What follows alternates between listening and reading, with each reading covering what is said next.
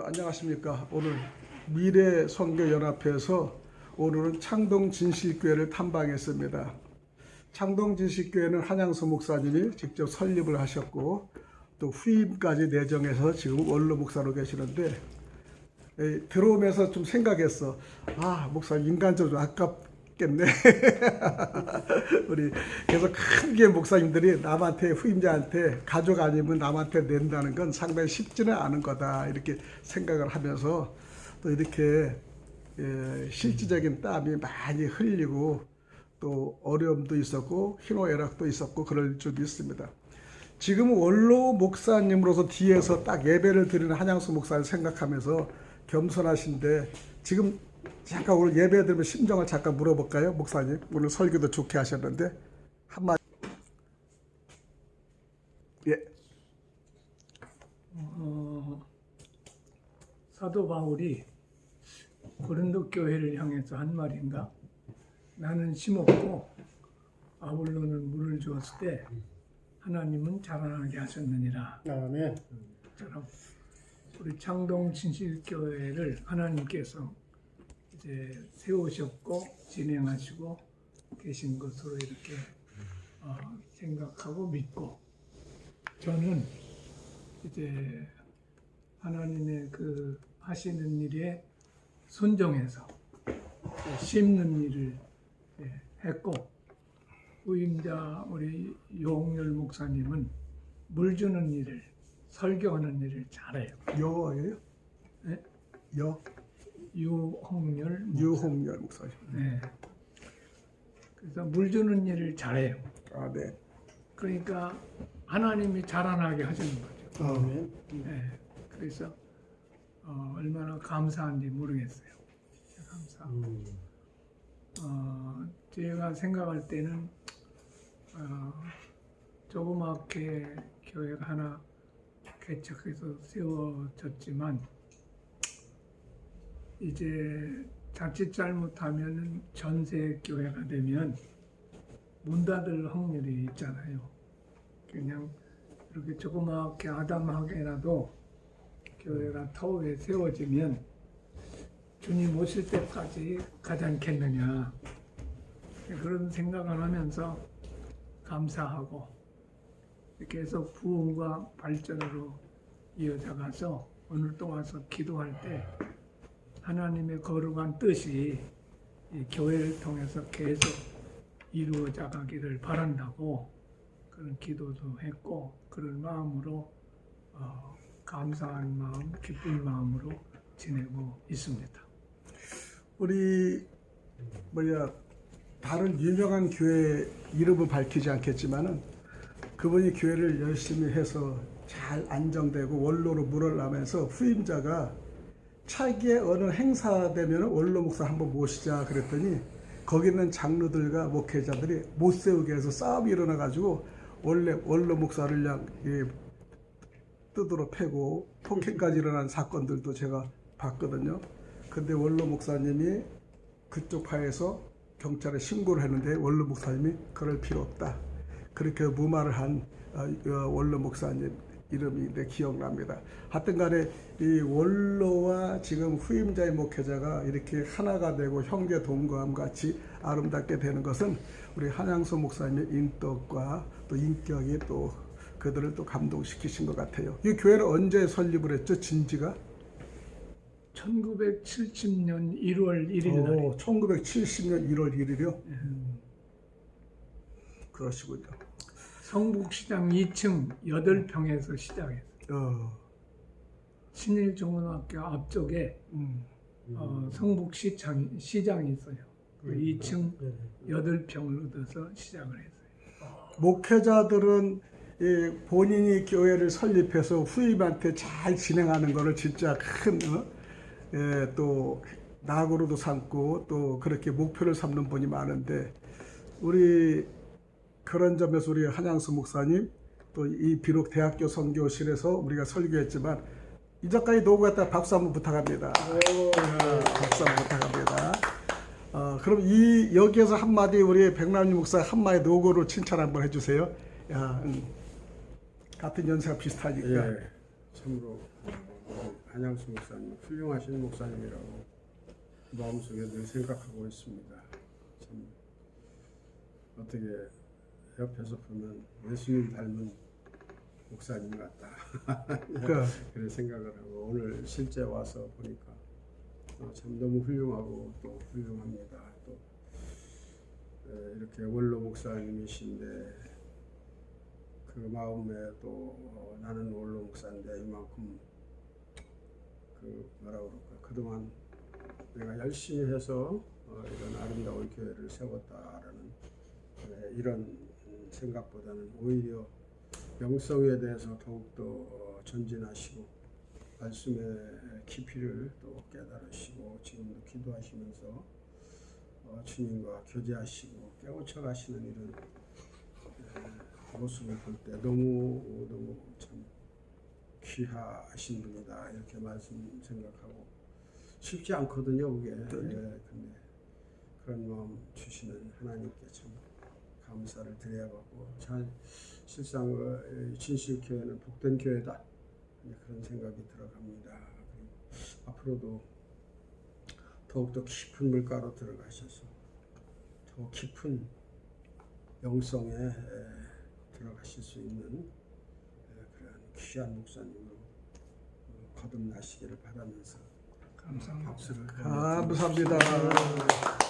우리 이기상 목사님도 보는 시점에서 아까보다 감동을 많이 하시는데 한마디 좀 하세요. 말입니다. 아유, 육에 속한 교회가 있느냐 하면은 영에 속한 교회가 있는데 성경은 두 가지를 항상 이렇게 얘기를 하더라고요. 그런데 우리 한영수 목사님을 보면서 참으로 아름다운 영에 속한 목사님이시고 또 그렇게 영에 속해 사역을 하시니까 모든 것들이 오늘 이제 귀한 말씀을 통해서 나무의 원통과 가지를 이야기를 하셨는데 그 말씀대로 참 이루시고 있는 것, 주님의 명령을 듣고 깨닫고 사역하시는 내용이 참 눈으로 보이는 것들이 다 한눈에 보이는 그런 사실들이 드러나는 것이 아닌가라는 생각이 듭니다. 참으로 이 세상에 보면은 육에 속한 교회들이 참 많이 있거든요. 남 주기는 아까워서 자기 자식에게도 뭐 유산을 넘긴다 해서 그런 걸 이렇게 두 가지 비유를 봤을 때에 참으로 아름다운 신앙을 가지시고 그게 성령 충만이 아닌가 이런 생각도 들어요.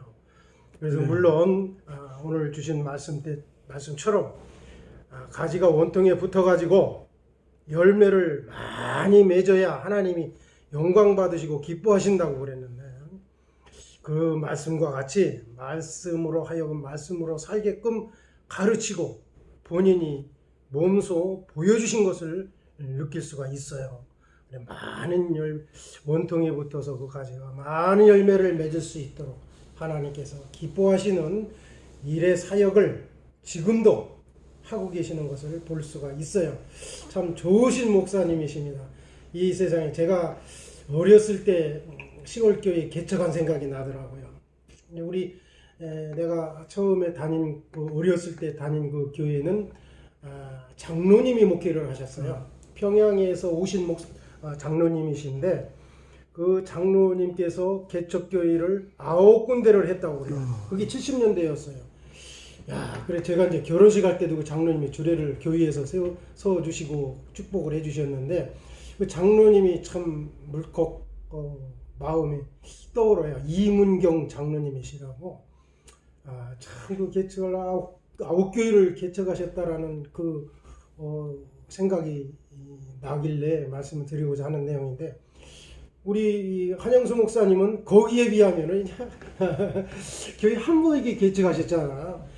지금도 그런 사명을 가지고 계신다면 얼마나 좋은지. 마지막 때까지 정년이 없잖아요. 그런데 이 정년이라는 것은 바로 종교세계에 그것을 저는 종교법이라고 하는데 정년을 만들었어요. 성경에는 정년이 없어요. 주님 오실 때까지 사역을 해야 주님의 이름으로 축복하며 축원드리며 참으로 좋은 말씀 들었습니다. 감사합니다. 아직 흔적입니다. 이것이 바로 주님의 십자가의 흔적이 아닌가라는 생각이 듭니다. 네, 오늘 감사합니다. 목사님이 한 그 창동 진실교회로 오셨는데 한 40여 분간에 요한복음 15장 1절에서 8절에 말씀을 하면서 또 영의 양식도 주셨지만은 이렇게 육의 양식까지 완벽하게 준비를 해주셨어요. 아유, 우리는 이거 보면 또 즐거워요. 여기서 가장 좋아하시는 우리 이규상 목사님 같아요. 네, 커피요. 이렇게 커피하고 아주 지금 5잔째입니다. 딱 해서 이렇게 하셨어요. 육의 양식이 또 정성껏 드린 거에 대해서 다시 한번 감사드립니다. 감사합니다. 예, 그러면은 이제 본론으로 우리가 들어가겠습니다. 오늘 말씀을 가지고 오늘 또 서로 토론을 한다고 우리 주제를 했거든요. 오늘은 한양수 목사님이 예수님과 하나가 된다라는 제목을 가지고 요한복음 15장 1절에서 8절 말씀하셨어요. 예수님과 하나가 된 나는 사람은 절대 혼자서는 결코 온전한 삶을 살 수 없다.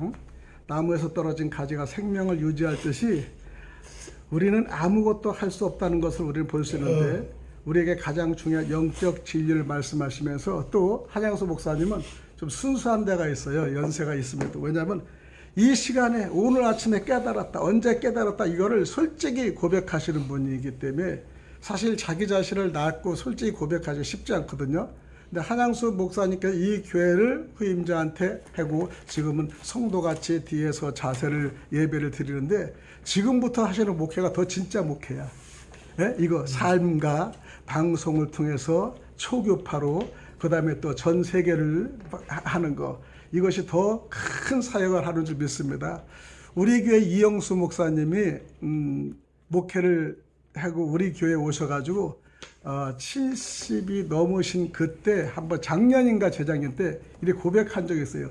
내가 이제까지 목회를 한다고 열심히 했는데 다 헛됐다. 지금부터 제대로 목회를 하는 것이다. 이렇게 하셔가지고 말씀을 선포한 적이 있거든요. 그저께 오셨구나. 그저께 오시자마자 그 옆에 있는 교회가 또 이사를 딴 데 이사 가게 됐어. 그래서 자기가 다리가 아파서 이렇게 일어서지 못하고 왔다 갔다 못하고 주차될 데 없으니까 거기 교회 목사님이 다리가 아프니까 차를 댈 수 있는 주차장 있는 걸도 옮긴다고 그래서 계약을 했대요. 올해 11월 달에 그랬다고 와서 기뻐가지고 연락을 해주고 가시더라고요. 예. 하여튼 간에 우리는 세상의 지식과 돈, 권력은 우리가 잠시 유익을 즐길 수 있지만은 결과적으로는 우리가 영원한 생명을 줄 수 없다. 그래서 한양수 목사님이 순수한 말씀을 들으면서 방송을 듣는 사람들과 청취자들이 상당히 관심을 갖는 걸 볼 수 있습니다. 지금 한양수 목사님이 잠깐 한 걸 쇼스로 했는데 지금 벌써 상당히 많이 봤어요. 쇼스로 올라간 게 2개 있는데 상당히 많이 봐더라고. 우리는 나는 가지인데 가지의 정체성, 포도나무에 달렸는 귀한 말씀을 가졌습니다. 여기에 오늘 느끼신 거 또 그렇다 이거를 우리 백남년 목사님 한마디 소감 좀 해주셨으면 좋겠습니다. 다시 말씀해 주세요. 은혜 받았습니다.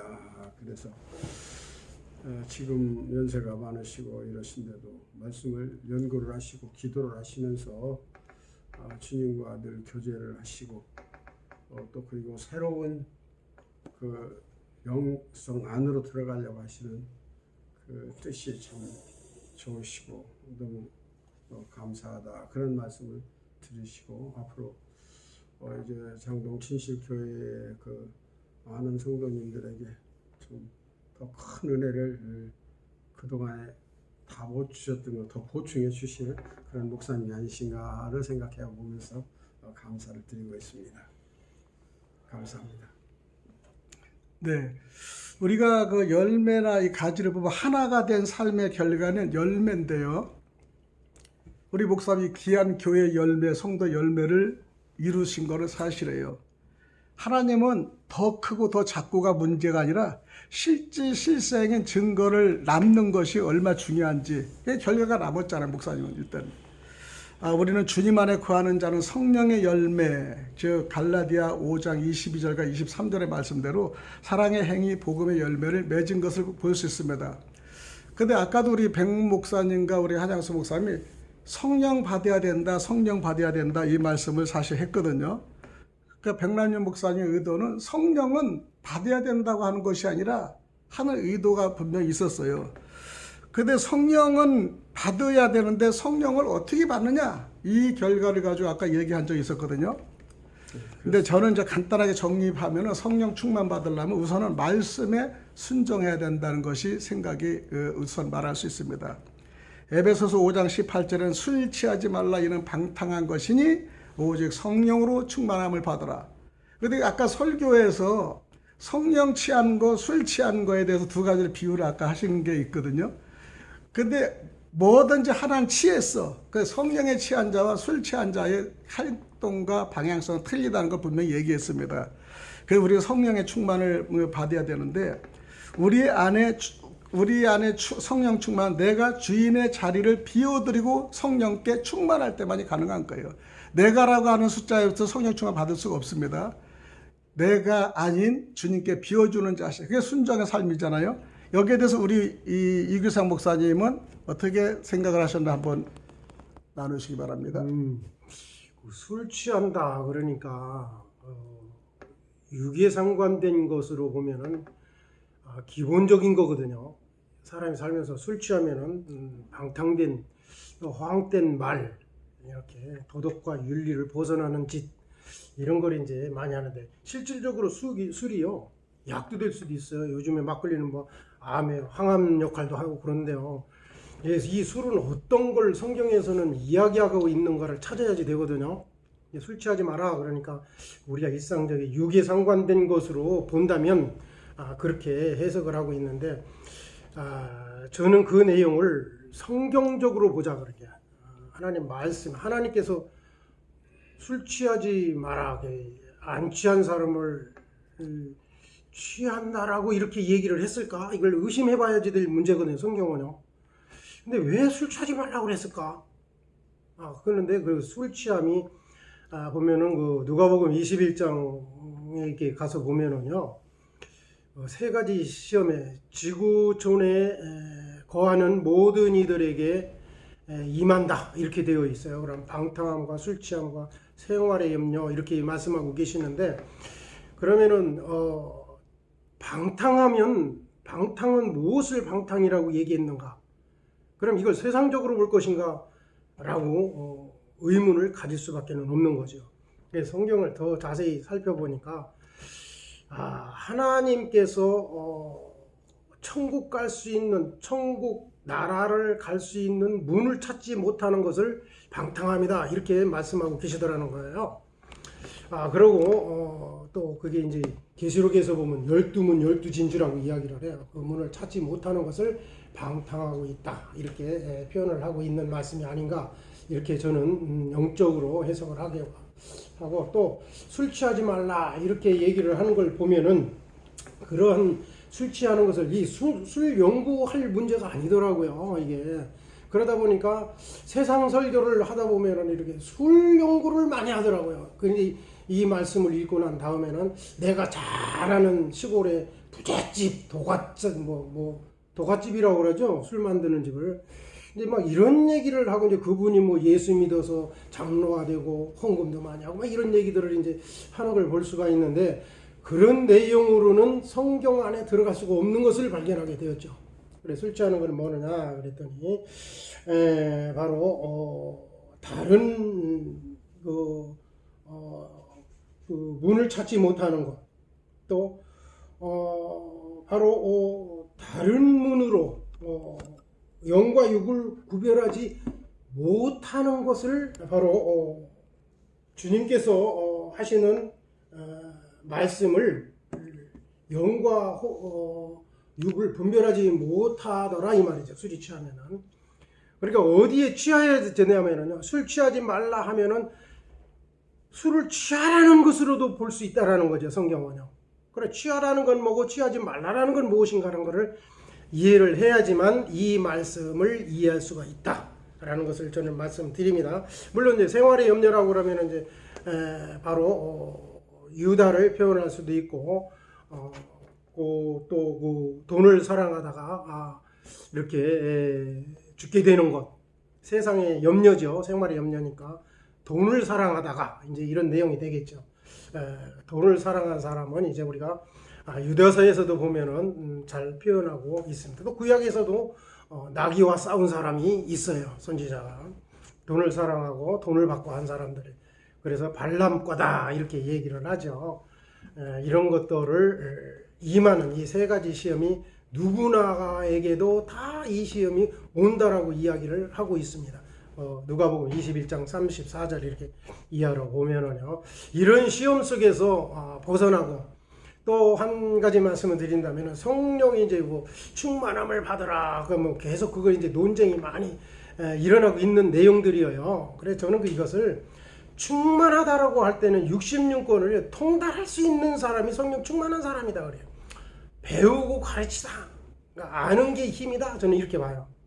어떤 게 충만한 거냐 그러니까 성령을 알으려면 성경책의 하나님 말씀을 아는 사람이 성령 충만한 사람이다. 저는 이렇게 봐요. 그러니까 어느 이 영적인 이런 구분 속으로 찾아가게 되니까 잘 이해를 못하겠더라고요. 저는요. 그래서 성경을 많이 아는 것이 힘이기 때문에 배우라고 되어 있고요. 여러 군데 그런 말씀을 하고 계셔요. 배워라, 배워라. 또 가르쳐라, 가르쳐라. 그러니까 구약에서도 이제 그런 말씀들 하죠. 목에다 성경 말씀을 하나님의 명령의 말씀을 목걸이를 해서 걸게 만들고 그것을 지켜라, 지켜라. 이런 내용들이 하나님의 법 안에서 그 십계명대로 사랑해라, 사랑해라 하는데 사랑이 또 뭐냐 이렇게 질문을 하게 된다면 이걸 분명히 답해줘야지 되는데 성경적 하나님의 말씀을 해석해줘야지만 되는 내용이죠. 그렇기 때문에 사랑은 바로 성경에서는 로마서 13장 10절에 보면 율법이 율법 완성이다 이렇게 얘기를 해요. 그럼 율법을 가르쳐주는 게 사랑이라는 거예요. 하나님의 말씀 속에서는. 이런 내용들을 이렇게 쭉 살펴보면서 깊이, 높이, 넓이를 잘 봅니다. 오늘 귀한 말씀 속에서 가지가 되어서 원통은 예수님이라고 얘기를 해요. 그럼 가지는 누구냐? 가지는 제자들이더라는 거죠. 제자들이 그러면 그 열매를 많이 맺어야지 되는데 예수님이 전해준 복음과 같이 제자들이 이루어지는 역사입니다. 어떻게 해서? 성령 충만해가지고. 그러니까 그 성경에 사도행전에도 이렇게 쭉 보면 성령이 하늘에서부터 내려왔다 이렇게 해석을 하면서 어느 구절에 가보면 아는 것을 원한다 이렇게 말을 해요. 어떻게 주어지는 게 아니고 그래서 이런 내용들을 잘 굽이 살펴가지고 마음에 성령의 전을 세워간다면은 하나님께서도 기뻐하지 아니하실까 저는 이렇게 성경을 해석하고 그렇게 보고 있어요. 그래서 꼭 맞는다고 저는 말씀을 드리지를 않아요. 그래서 이 말씀을 전할 때 깨달으시고 내 걸 만들어서 아니면 버리고 참으로 이 말씀이 진리다 할 때는 받아들여서 내 걸 만들면 하는 뜻으로 이런 말씀을 저는 항상 전할 때 그렇게 말씀을 드리곤 합니다. 오늘 귀한 말씀을 이렇게 많이 이렇게 해 주셨는데 그 속에서도 나를 발견하게 되고 또 13년 동안에 발견하셨다고 하는데 이게 항상 이렇게 발견하게 되더라고요. 만남을 통해서 발견하게 되더라고요. 나 혼자 이루어지는 게 아니고 또 이렇게 대화하는 속에서도 하나님께서 역사하시는 것을 이렇게 느낄 수가 있어요. 보면은요. 그런 느낌이 충만해서 하나가 돼서 서로를 이뤄가는 합심해서 단결하여 마지막 때에 하나님의 필요한 사용자가 되기를 주님의 이름으로 다시 한번 기도드리는 마음으로 말씀을 한번 상고해 보았습니다. 성령 충만에다 또 우리 골로새서 3장 16절에 보면은 그리스도의 말씀이 너희 속에 풍성히 거하게 하라 이렇게 말씀이 되어 있는데 성령 충만과 말씀 충만은 같은 방향일 거예요. 말씀으로 마음이 채워지면 성령께서 그 말씀을 통해 역사하신다는 것을 알고 여기에 대해서는 우리 백남준 목사님이 또 말씀에 대해서 깊은 사례들에 대해서 잠깐 짧게 좀 얘기해 주세요. 우리가 성령이 우리에게 임하신다. 즉 성령 하나님은 예수님이시기도 하고 하나님이시기도 한데 즉 삼위일체의 일부분이시죠. 그래서 역사를 하신다라는 것은 말씀을 주셨습니다. 우리에게 하나님께서 우리에게 알려주실 수 있는 유일한 방법은 예수 그리스도를 통해서 피조 창조주이신 하나님께서 피조인 육신을 입고 오셔서 말씀을 가르쳐 주시는데 아버지의 뜻을 그대로 전했어요. 예수님도 당신의 뜻을 한 말씀도 전하지 않고 나는 나 혼자 있는 게 아니고 아버지하고 함께 있다. 아버지께서 내 안에 거하신다. 그렇게 늘 말씀을 하셨습니다. 그 말씀이 바로 기록된 말씀이죠. 그래서 말씀으로 계셨고 요한복음 1장 1절에 태초 전부터 말씀으로 계셨고 그 말씀이 무엇에 의해 왜 그 말씀으로 계셨는가?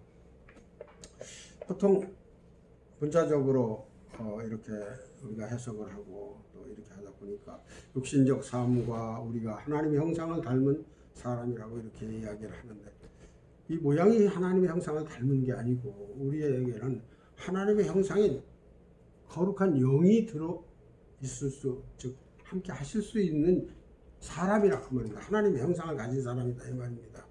그래서 이 하나님의 형상이 결국 말씀으로 계신데 그 말씀이 우리와 함께 하나가 되어져서 예수 그리스도께서 아까 말씀하셨던 이 땅에 오셔서 죽으셨다가 다시 살아나셨다. 하나님의 아들 외에는 아무도 다시 살을 수가 없어요. 왜? 다른 모든 피조물들은 죄가 있기 때문에 죄로 인해서 죽으면 영영 죽는 것이지 다시 부활해서 살아날 수가 없는데 예수 그리스도께서는 죄가 없으시기 때문에 아버지께서 다시 살리셔서 부활시키셨다 그 말입니다. 그래서 그를 믿는 자는 그들의 죄를 사해 주고 내가 다시 그를 살리시겠다고 그렇게 말씀을 하셨습니다. 제가 준비한 내용은 지금 오늘 마가복음 8장 27절에서부터 34절까지의 말씀인데 이거 길어서 다 말씀 못 드리고 예수님께서 제자들에게 묻죠. 지금 저는 두 가지로 오늘 해석을 해왔습니다. 원문 번역 성경 말씀하고 그 다음에 우리가 개정 성경 개역 개정 성경에서 번역한 걸 가지고 이제 이렇게 나왔는데 많이 좀 틀리는 게 많아요. 빠진 게 많고 표현이 좀 제대로 되지 않아서 우리가 이해할 수가 또 혼돈을 일으키는 이런 예가 많은데 결국 다시 이어서 말씀을 드린다면은 하나님은 예수님이 이 땅에 오신 것은 우리에게 죽었던 그 영을 다시 살려서 그 영이 하나님으로 말미암아 예수 그리스도로 말미암아 살아나는 우리 영이 살아나는 그것을 부활시켜서 구원시키려고 오신 것이지 이 땅에 복을 주고 잘 살게 잘 만들고 이런 것도 중요하지만 그거는 다 부차적인 것이다 그 말이에요. 그래서 그에게 이제 29절에 또 그가 그들에게 묻고 계셨다. 그러나 너희는 나를 누구라고 말하느냐? 베드로가 대답하여 말한다. 당신은 그 그리스도이십니다. 이렇게 원문 번역 성경에 되어 있는데 개역 성경이 어떻게 되냐면 또 물으시되 너희는 나를 누구라 하느냐? 베드로가 대답하여 가로되 주는 그리스도시니이다 하매 이렇게 끄트머리 갖다 또 애매하게 하매를 또 붙여놨고 그 다음에 이거 짧게 해야 되니까 좀 건너뛰어서 인자가 8장 31절에 인자가 많은 고난을 받고 장로들과 제사장들과 서기관들에게 버림받아 죽임을 당하고 사흘 만에 살아나야 할 것을 비로소 저희에게 가르치시되 그랬어요. 근데 원문은 또 틀립니다. 그리고 그가 그들을 가르치기 시작하셨다. 인자가 반드시 많은 것들을 당해야 한다. 그리고 장로들과 대제사장과 서기관들에 의해 버림받아야 한다. 그리고 죽음 당해야 한다. 그리고 사흘 후에 살아나야 한다. 이렇게 말씀을 했습니다. 그랬더니 베드로가 뭐라고 그래요? 그러면 안 된다고. 예수님을 원문을 번역한 거는 실책을 했어요. 예수님을 뭐라고 원문 번역을 바로 한 걸 보면은 그리고 그가 명확하게 그 말씀을 말씀하셨다. 그러자 베드로가 그를 잡아 끌면서 그에게 질책하기 시작했다. 이렇게 기록됐습니다. 근데 개정 성경에는 어떻게 됐어요? 드러내놓고 이 말씀을 하시니 베드로가 예수를 붙들고 간암에 이렇게 했어요. 이제 간암에 정말 항변했다 소리인데 이해가 제대로 되어지질 않죠. 원문 성경에는 이게 베드로가 정말 예수님이 하시는 사역에 반대 질문을 가지고 나온 거예요. 왜? 당신이 이제 내 추측으로 생각하면 당신이 유대 왕이 되어야 되지 않습니까? 그래 우리가 3년을 지금 3년 만에 따라다니지 않습니까? 우리가 왕이 되실 줄 알고 이렇게 믿었는데 뭐 하시는 겁니까? 왕이 안 되시고 이렇게 질책을 하는 거잖아요. 결과적으로. 그래서 예수님이 또 말씀하시죠. 33절에 그러나 그가 돌아서셔서 그의 제자들을 보신 후에 그가 베드로에게 꾸짖으셨다. 그리고 그가 말씀하신다. 사단아 너는 나의 뒤로 떠나가라. 왜냐하면 내가 하나님의 일들을 생각지 않고 다만 사람들의 일들을 생각하기 때문이다. 그랬어요. 그러니까 우리 생각에는 지금 주님이 말씀하시는 대로 우리는 세상 것, 사람들이 살아가는 그거를 생각하고 있어요. 아니라고요? 아니라고 하지요. 예, 우리는 하나님을 믿는다고 믿고 있어요. 믿고 있지만 세상의 유혹과 세상의 삶과 세상의 무언가를 그리스도 안에서 뭔가 잘 되려고 하는 거. 즉 가르친 그대로 따르지 않는다라는 것은 정말 말하자면 베드로와 같은 심정이 되지 않느냐 이 말이죠.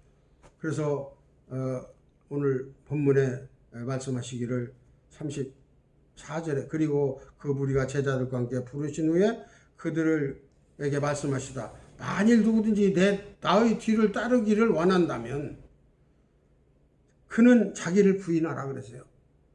그리고 그는 자기의 십자가를 지라. 그리고 그는 나를 따르라 그랬어요. 그러니까 자기의 십자가가 뭡니까? 예수님이 지신 십자가예요. 예수님이 지신 십자가.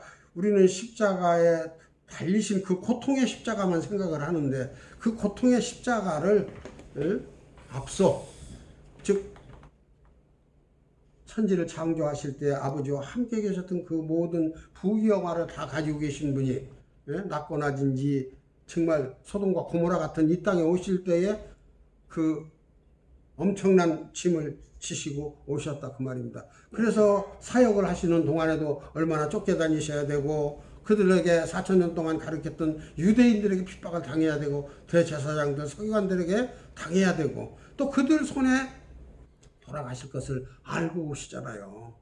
후속사적으로 이렇게 알고 사역을 하는 것과 모르고 사역을 하는 것은 가다가 그래서 넘어지고 쓰러지고 스칸달리에 걸려서 다 넘어지고 만다 이 말입니다. 그럼 후속사적인 게 아니고 다른 걸로 올라가서 되어진다라 이렇게 생각한다는 건 아니다. 즉 예수님을 따르는 게 아니다 그 말이죠. 그래서 지금 아까 본문에도 말씀드렸지만 개역 성경에는 청간사도 많이 빠졌어요.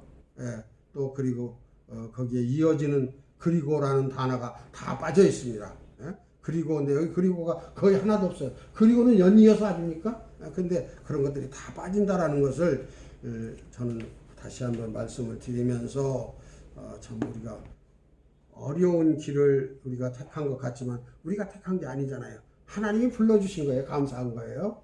그래서 모세처럼 모세는 그 40년 동안 수많은 고통 광야에서 하다가 결국 호렙산 어디야 갑자기 생각이 안 납니다. 시내산에 거기 올라가서 죽습니다. 죽는 게 즉 말하자면 우리는 그대로 쓰임 받아 가는 것이지 우리가 뭘 하고 어떻게 한다는 거 이런 욕망이나 욕심에 뭔가를 잡히면 안 된다.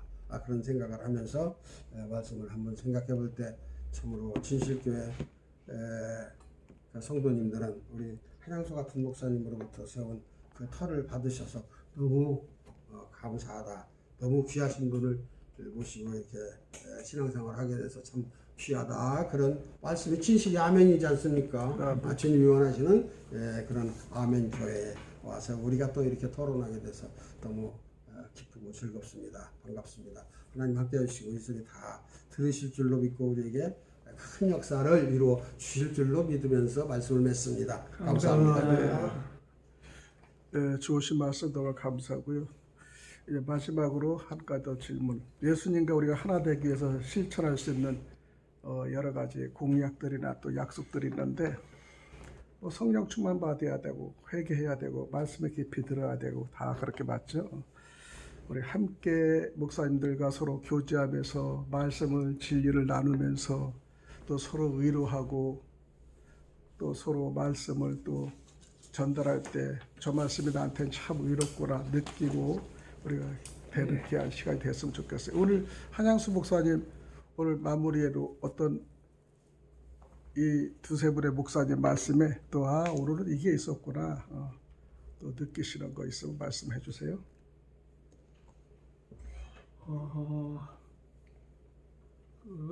이기상 목사님 말씀하는 거를 계속해서 제가 이제 듣고 가고 있고 더 드려야 될 것 같다. 나는 이거 파악이 늦어요. 왜 그러세요? 그렇게 생각이 좀 되고 우리 백 목사님 말씀도 이제 한 번 이렇게 만나서 말씀 들어보면서 오늘 들을 때는 그 비교해서 성경 비교해서 말씀하시면 비교하면서 말씀을 이렇게 주셨거든요. 주시는 말씀은 제가 동감이 됩니다. 그래서 제가 저를 향해서 내가 이거 현재 모든 목사님들에게 무시하는 거 아닌가 그렇게 생각할 때도 있거든요. 내가 이제 깨닫고 보니까 너무 아까도 설교할 때 얘기했지만서도 중심에 다 자기 중심이 거의가 많지. 예를 들어 말하면은 손양은 목사님 같은 분이 몇 사람이나 될까? 그렇지. 또 나는 그 어디서도 얘기했지만 박보영 목사님, 또 유기성 목사님 이런 분이 존경스럽더라고요. 그래서 그 상당히 이 성경과 우리 영적인 하나님의 세계가 너무나 깊어서 이제 여기를 깨달아가는 것이 자꾸 이제 알아지는 것이 되어지면서 너무 한국 교회가 어렵다고 또 기복 사상으로 왔다고 뭐 이런 얘기들이 많이 있는데 그럴 수밖에 없지 않느냐. 다 자기 중심이 돼가지고 목회라니까 열매가 맺혀져야지. 그래서 오늘 백 목사님 얘기하시는 걸 내가 들으면서 공감이 가는 거예요. 그래서 감사하고 이제 저는 성령 충만을 지금 바랍니다.